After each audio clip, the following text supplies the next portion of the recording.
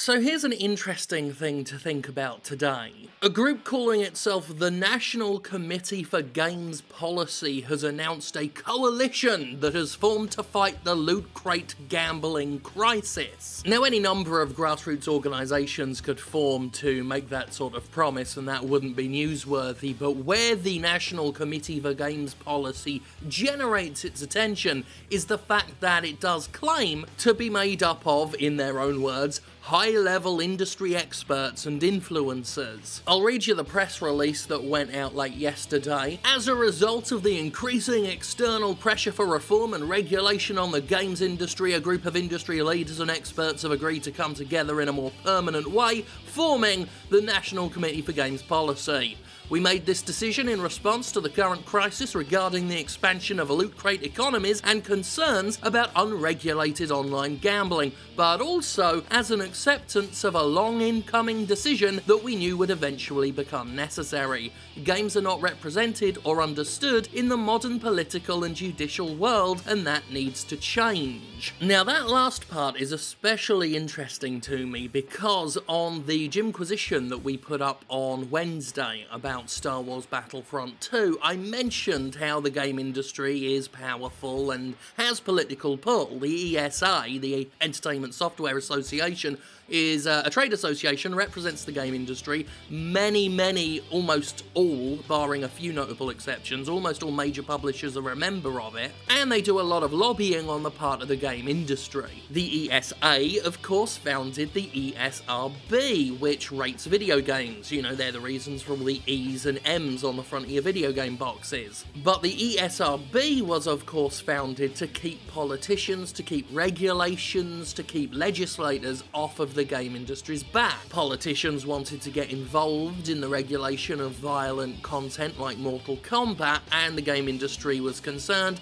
didn't really want any part of that, so the ESRB was formed, an independent body that does do its job. It does actually rate video games accordingly, but it does so as a sort of flak jacket for the game industry from what they would perceive as a greater threat. I say this because even though the NCGP says that it's not made up of game developers, that it's a coalition of high-level experts and influencers, it's not really given its membership details away. In fact, you have to be invited to even join, and the only members of it who have been made public are members of its so-called steering committee. So who is the steering committee? Well, there's 8 of them. 3 of them, that's almost 50%. That's 1 away from half. I've turned into an episode of fucking Sesame Street all of a sudden. Anyway, 3 of them belong to Incubation Games. Now, in case you didn't know, that's a video game publisher. They make a free-to-play game called Nemexia, or Nemexia, or Nemexia. I don't know.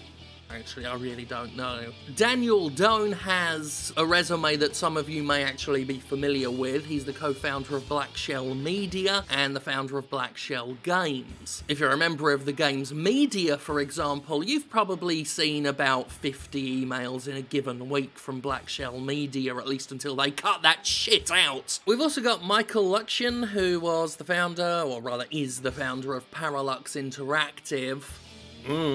Previously a games producer for the Pokemon trading card game, so that's something you've heard of as well. We've also got a community manager in there, a tax professional in there, people with experience, but is it the right experience, and will the members that they're currently inviting have the right experience as well? Who knows? This is all a little bit weird and clandestine, and to be honest, it looks a little bit rushed. Now, I stopped reading the press release after that paragraph that I thought was pertinent and started talking about the Jimquisition that I did on Battlefront 2. Now, the reason I did that, and also brought up the ESA and ESRB connection, was that I said in that video that I wouldn't be surprised if game companies are already making moves to help out, quote-unquote, politicians so that they can understand, quote-unquote, the loot box fiasco. In not so many words, I'm saying that lobbyists working on behalf of these big publishers are going to chat shit about what loot boxes actually are, and maybe have a little bit of money in their pocket to help that shit go down more smoothly. So the National Committee for Games Policy is going to have to forgive me for being a little bit suspicious. Just a little bit suspicious when a group that has members of the game industry in its steering committee tells us games are not represented or understood in the modern political and judicial world, and that needs to change. Because that is exactly the sort of phrasing that would be used by an ESA-backed group that was about to tell politicians that loot boxes are fine. Now, the NCGP promises that it is a non-partisan organisation. One of its two branches is a self-styled, independently funded think tank known as the ITK, and they promise this ITK will represent every part of the video game community and will represent the entire industry. But again, who these people exactly are, we're not gonna know. They say members' names will only be released if they give permission.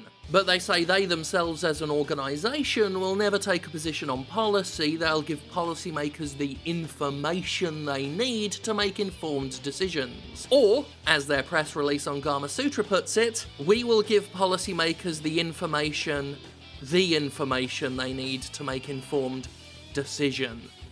That's the other problem with the NCGP, the group that wants to be, in its own words, the video game industry's first and de facto self-regulatory organisation. They don't seem all that organised. They released a press release that wasn't looked over by an editor. Their website looks almost as bad as mine. They switched their membership from invite only to anyone can apply, but we still don't know who the fuck's getting in. The whole thing looks a little bit rushed. Like it was put together hastily to capitalise on this while the iron's still hot. But what are they capitalising on exactly? Is this just a publicity thing? Are they genuinely interested in fighting against loot boxes? I mean, Gamers Under Fire is a thing they keep saying. It's cringy, but they keep saying it like they're on the customers' side. But the language they're using about helping politicians understand stuff just, like, it absolutely mirrors what I said the game industry is going to try and do.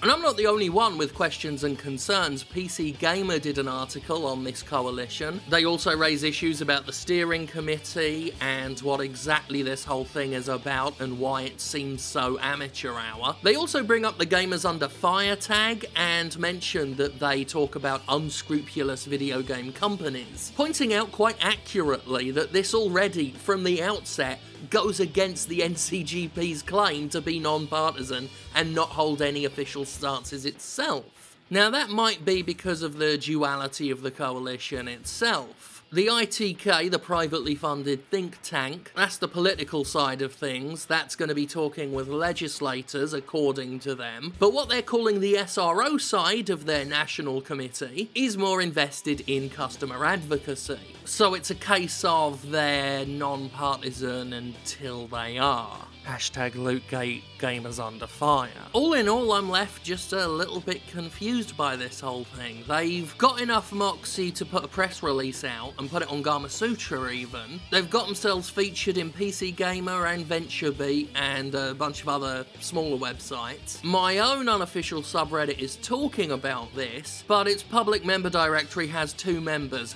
Kenny and Jack. Something about this feels a little bit ill thought out. Now, I've gone through the information they have out there, what little information they have out there, and I just don't know what to make of them. Are they my worst case scenario of astroturfers working on behalf of the mainstream game industry? Do they have good intentions and just didn't put together a very good presentation at all? And who the fuck are Kenny and Jack?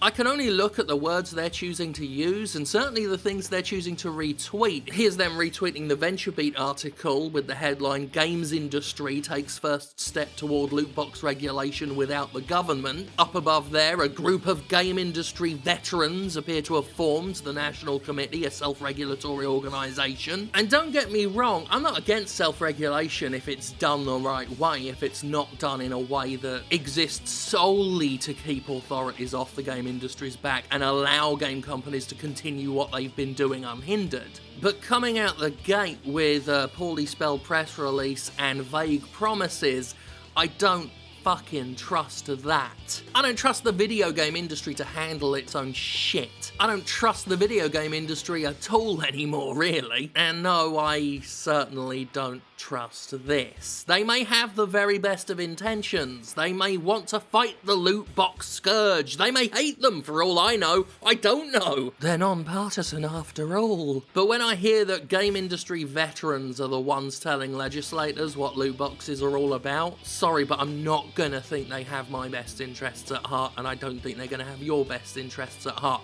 I am all for being proven wrong. Absolutely. If the NCGP actually leads to something, then I'll be surprised and happy about it if it leads somewhere good. Not if it leads somewhere shitty, obviously. So I guess, prove me wrong? Or don't, it's up to you. I'm really non-partisan about it all. Except for when I'm not.